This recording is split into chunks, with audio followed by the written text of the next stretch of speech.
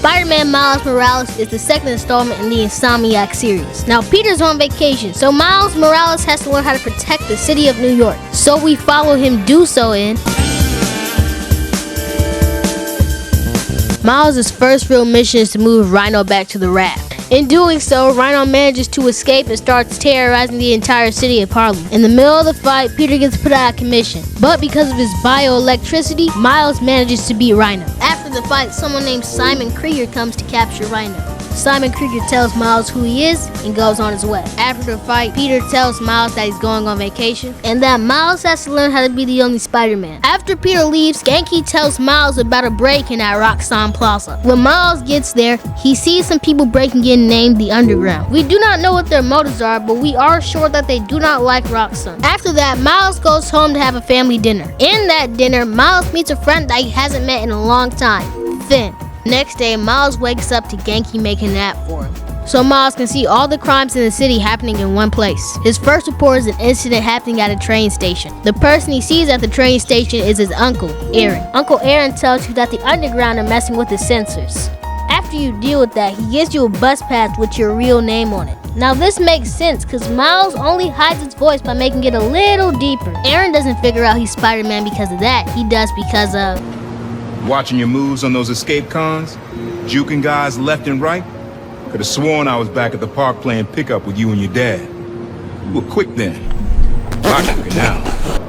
Afterwards, Miles' mom is hosting a rally. Now this said rally is being guarded by Roxxon, which makes it a target for the Underground and it gets attacked. After you deal with the Underground at the rally, you realize it was a distraction. What they were tracking at the beginning started moving on the bridge and now they're chasing it. Once Miles gets on the bridge, he fights the Underground for the new form. But his bioelectricity makes it unstable, which in turn starts imploding the bridge. Not only does it mess with the new form, but it messes with the Underground stuff, which causes the Tinkerer's mask to malfunction, revealing that it's Finn. But with people in danger and the bridge exploding, Miles can't chase her. After Miles saves all the civilians, he gets in a standoff, and it seems like they're trying to capture him despite him saving the civilians. Just as they had him in the corner though, Miles is able to turn invisible and run away. After that night, Miles decides to go to Finn's repair shop to get information. In that repair shop, Miles learns that Finn's brother used to work for Simon Krieger, and that Finn's brother created Newform. But it was extremely dangerous and they tried to shut it down, which ended up getting Rick killed. Afterwards, Miles goes to look through Finn's phone, which has evidence of Simon Krieger. But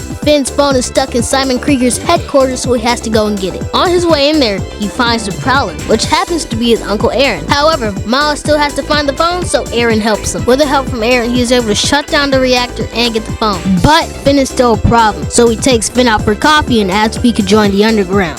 Finn agrees, but she makes him do a loyalty test, which is him jumping off a crane. Once he gets inside, he hears Finn talking about where the new form is, which is the gym theater. After breaking in and trying to steal the new form, Finn catches him and runs away. Miles chases her, and when he catches her, he kinda just gets beat.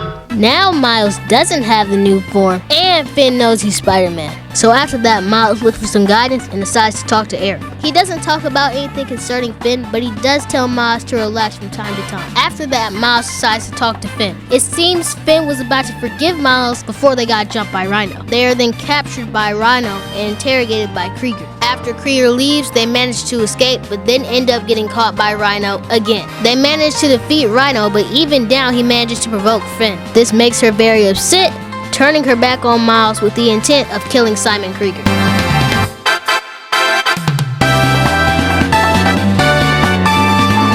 So Miles finally catches up to her, starting the final boss fight. Now Miles does end up beating her, but the reactor begins to explode. Miles walks up to the reactor and attempts to absorb it, which he succeeds in doing, but he's about to explode as well. So in an act of redemption, Finn flies up to the sky where Miles can explode without hurting anyone.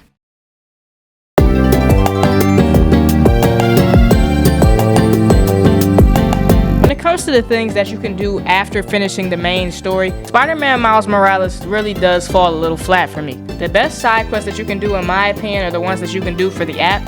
Some are just one-off quick little side quests, and the others actually have like a side quest story that you can follow along to. And it doesn't really matter if you do one of these side missions from the app or all of them, they will, even if it's the slightest bit, heighten your experience playing the game.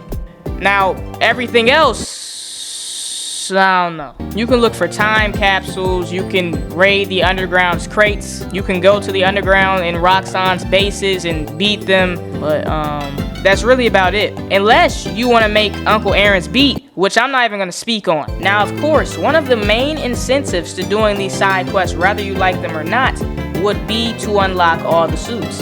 But it also falls flat there because the first Spider-Man game has double the amount of suits that Miles Morales has.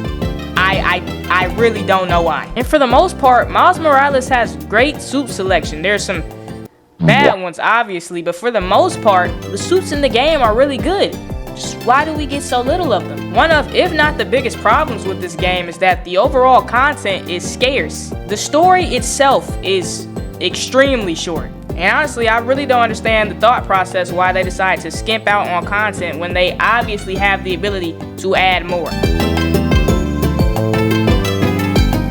I have a decently large issue with the main story, and it's from one single character and one single character alone. I know Finn was the villain, but the intention was 100% to make Finn somewhat likable, right? She's narcissistic, whatever she says has to be fact, and despite her always acting like she's the smartest person in the room, she's retarded. Her plan was to get revenge on Krieger for killing her brother by blowing up Roxxon Plaza, which in turn almost blows up the entirety of Harlem.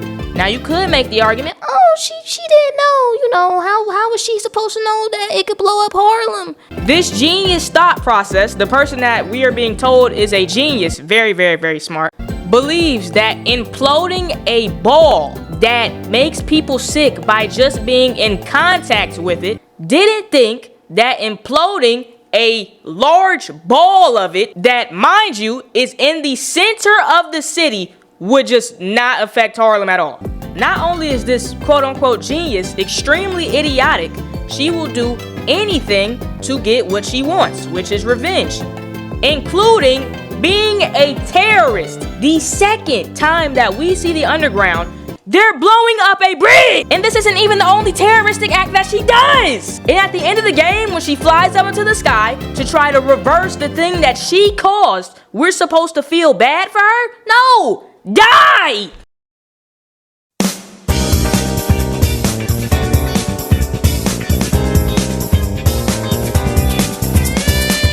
In conclusion, I wouldn't call Spider-Man Miles Morales a bad game, but I don't think I would call it a good one either. The story is just absolutely horrendous in my opinion, and I don't know if I can get past that. But overall, in our opinion, it is comfortably behind the first game. It just seems like they didn't try hard enough on this game for some reason. It was kind of just something to put out. And we're not 100% sure yet, but unless Spider-Man 2 is atrocious, this might be the worst Insomniac Spider-Man game.